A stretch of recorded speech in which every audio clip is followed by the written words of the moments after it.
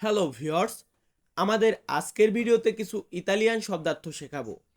প্রথম শব্দটি আছে সুনো। সুনো মানে হচ্ছে আমি। সুনো হচ্ছে ইতালিয়ান শব্দ, আমি হচ্ছে বাংলা শব্দ। এর পরবর্তীতে আছে তুমি। তুমিকে আমরা ইতালিতে বলবো তু। তু মানে হচ্ছে তুমি। আমার। আমার এটাকে আমরা বলবো মিও। মিও মানে হচ্ছে আমার। তুও মানে হচ্ছে তোমার। মানে আমার এটাকে আমরা ইতালিতে বলবো মিও, আর তোমার এটাকে বলবো তুও। এখানে এটাকে আমরা বলবো কুই। কুই মানে হচ্ছে এখানে। দোভে মানে হচ্ছে কোথায়। কোথায় এটাকে আমরা বলবো দোভে, আর এখানে এটাকে বলবো কুই। প্রত্যেকটা একটু সুন্দরভাবে মুখস্থ করবেন। এর পরবর্তীতে আছে কিভাবে। কিভাবে এটাকে আমরা বলবো কমে। কমে মানে কেমন বা কিভাবে।